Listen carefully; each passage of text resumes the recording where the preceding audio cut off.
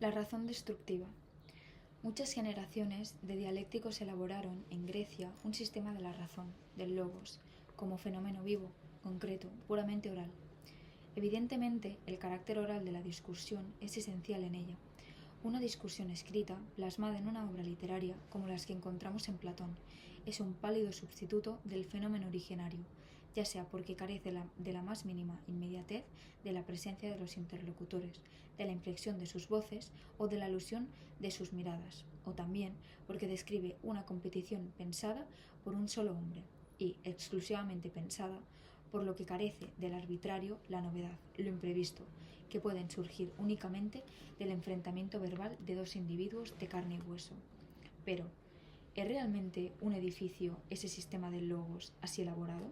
Es decir, además de estar constituido por el análisis de las categorías abstractas y el desarrollo de una lógica deductiva, o sea, por la formación de los conceptos más universales a que puedan llegar la capacidad de abstracción del hombre y por la determinación de las normas generales que regulan el procedimiento discursivo de los razonamientos humanos, ¿ofrece acaso, además de todo eso, un contenido doctrinal y dogmático de la razón, un auténtico complejo constructivo, un conjunto de proposiciones concretas que se impongan a todos? La respuesta es negativa. En el propio planteamiento de la discusión griega hay un intento destructivo y un examen de los testimonios sobre el fenómeno nos convence de que este intento lo ha hecho la dialéctica. Más arriba hemos dicho en la discusión la tesis del interrogado, que suele resultar refutada por el interrogador. En tal caso, podría parecer que, de cualquier modo, se da un resultado constructivo, ya que la demolición de la tesis coincide con la demolición de la proposición que la contradice. Pero, para el dialéctico perfecto, la tesis adoptada por el interrogado es indiferente. Este puede escoger en la respuesta inicial uno u otro extremo de la contradicción propuesta, y en ambos casos la refutación se seguirá inexorablemente. Dicho de otro modo, si el interrogado adopta una tesis, el interrogador la demolerá, y, si escoge la tesis antitética, también demolerá esta al interrogador. El caso en que la victoria sonríe al interrogado debe atribuirse exclusivamente a una imperfección dialéctica del interrogador.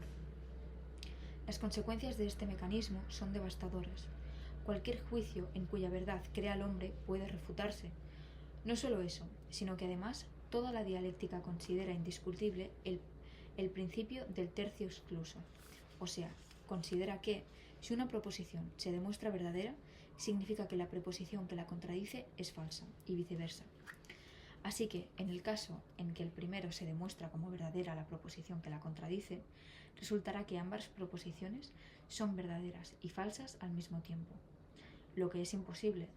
Tal imposibilidad significa que ni una ni la otra proposición indican algo real, ni siquiera un objeto concebible, y como ningún juicio, ningún objeto escapan a la esfera dialéctica, de ello se sigue que cualquier doctrina, cualquier proposición científica, perteneciente a una ciencia pura o a una ciencia experimental, estará igualmente expuesta a la demolición. Existen motivos fundados para pensar, en la época de Parménides, la dialéctica había alcanzado ese grado de madurez. Pero Parménides era un sabio todavía próximo a la arcaica época del enigma y su religiosidad. El carácter destructivo de la dialéctica había sido consecuencia de un exceso de agonismo, en un plano exclusivamente humano, aun cuando en aquel áspero florecimiento de la razón se podría rastrear la acción hostil y diferida de Apolo. Heráclito había resuelto positivamente esa tensión entre el mundo divino y el mundo humano. Sus palabras lapidarias habían manifestado mediante enigmas la oculta e inefable naturaleza divina. Habían recordado al hombre su origen exaltante. Parménides sigue otro camino, porque ya se encuentra implicado en el torbellino dialéctico. Obtiene los términos de su discurso de la dialéctica, tomada en la cumbre de su abstracción, el ser y el no ser, lo necesario y lo posible. Frente a ese lenguaje impone su legislación, que salvaguarda el fondo divino del que procedemos, que incluso le haga triunfar en nuestro mundo de la apariencia. A la alternativa, eso no es, un auténtico problema en que Parménides sintetiza la formulación más universal de la pregunta dialéctica y al mismo tiempo la formulación del enigma supremo. La ley de Parménides ordena responder, es. No se debe seguir el camino del no es, está prohibido, ya que solo siguiendo el camino de la negación es posible desarrollar las argumentaciones nihilistas devastadoras de la dialéctica. Sin la contraposición entre afirmación y negación, o sea, sin la contradicción, no es posible demostrar nada. Pero Parménides teme que la destrucción dialéctica afecte, en opinión de los hombres vinculados con el presente, también al origen oculto, al Dios del que se derivan el enigma y la dialéctica. En cambio, el es resuelve el enigma. Es la solución ofrecida e impuesta por un sabio, sin la intervención de la hostilidad de un Dios. Es la solución que libra a los hombres de cualquier riesgo mortal. El es significa la palabra que salvaguarda la naturaleza metafísica del mundo, la plasma en la esfera humana y manifiesta lo que está oculto. Y la diosa que persiste esta manifestación es Aletheia, la verdad. En esta actitud de Parménides hay benevolencia para con los hombres. El es no manifiesta precisamente lo que en sí es, el corazón que no tiembla, como dice Parménides. El fondo oculto de las cosas, pero la ley de Parménides prescribe solo el es. Se demuestra indulgente para con la incomprensión de los hombres. Más duro es Heráclito, que enuncia sus enigmas sin resolverlos. Esta es una presentación elemental del pensamiento de Parménides. En realidad, quizás no exista otro pensador en quien la exigüidad de los fragmentos transmitidos corresponda a una riqueza teórica igualmente ilimitada. Pero para cada discurso general que estamos delineando es mejor no adentrarse en ese laberinto. En el gran discípulo de Parménides, Zenón de Alea, encontramos una actitud bastante diferente para con la dialéctica. Platón lo subestima un poco, cuando nos lo presenta como ayudante de Parménides. La dialéctica había servido a Zenón para defender al maestro de los ataques de los adversarios de su monismo. Según Platón, la dialéctica zenoniana había demolido todas las tesis pluralistas, con lo que habían ayudado indirectamente a la doctrina de Parménides. No obstante, ya hemos dicho que la invención de la dialéctica no puede atribuirse a Zenón.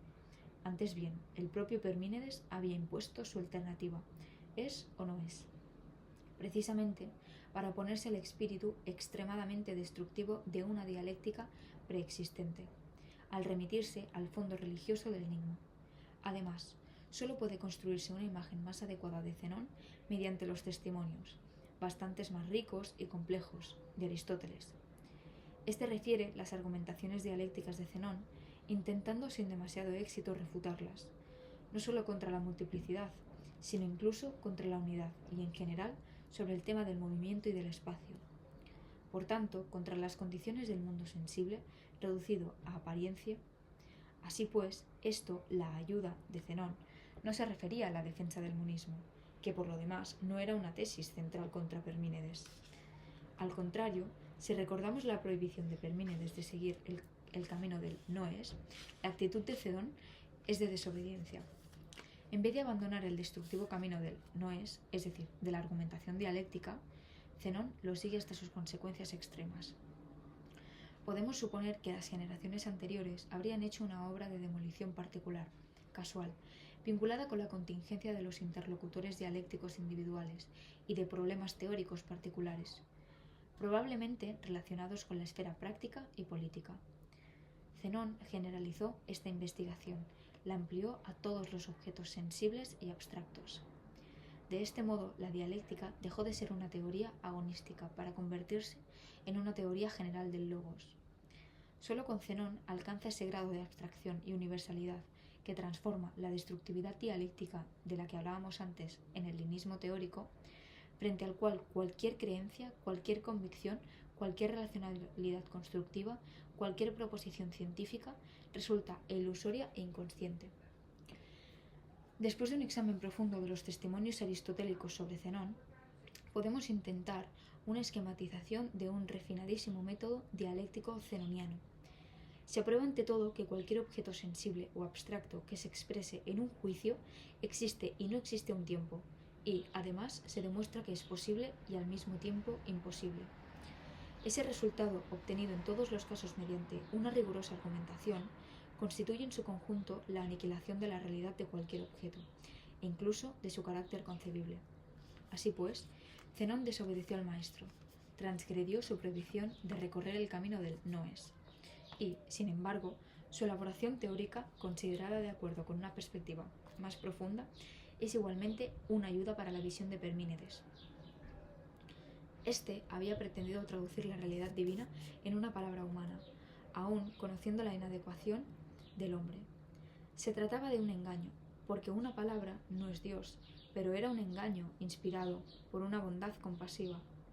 Para hacerlo, Parménides tuvo que presentarse como un legislador, imponer una diosa, Aletheia, la que no está oculta. Zenón vio la fragilidad de este mandato y se dio cuenta de que no se podía bloquear el desarrollo de la dialéctica y de la razón, ya que éstas descendían precisamente de la esfera del enigma y del agonismo. Para salvaguardar la matriz divina, para recordársela a los hombres, pensó, al contrario, en radicalizar el impulso dialéctico hasta llegar a un nihilismo total. De este modo intentó mostrar ante los ojos de todos el carácter ilusorio del mundo que nos rodea, imponer a los hombres una nueva mirada a las cosas que nos ofrecen los sentidos, haciendo comprender que el mundo sensible, nuestra vida en definitiva, es una simple apariencia, un puro reflejo del mundo de los dioses. Su método se parece más que nada al de Heráclito, que aludía igualmente a la naturaleza divina, con un recuerdo enigmático de lo contradictorio, lo absurdo, el inestable e instantáneo carácter de todo lo que pasa ante nosotros. Como hombre, como sabio, Zenón representa una cima de gentancia. Para imaginar la agudeza y la inventiva de su genio destructivo, se puede leer el diálogo platónico dedicado a Parménides. Es una imitación de Zenón, probablemente menos rigurosa y compleja que el original. Por lo demás, no hay que pensar tampoco en un edificio dialéctico de ese género que no pueda permanecer inmune a las infiltraciones sofistas. Los pensadores que aparecieron bastante más adelante manifestaron ese juicio y consideraron refutadas las afirmaciones de Zenón, pero en realidad ni siquiera Aristóteles, el más agudo de todos, consiguió demostrarlo.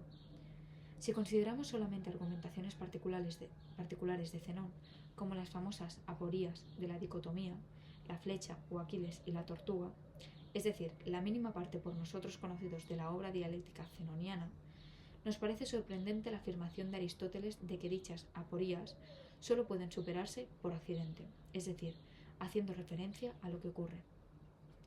Resulta clara la debilidad de semejante refutación frente a un problema que no concierne a los hechos, sino a la razón.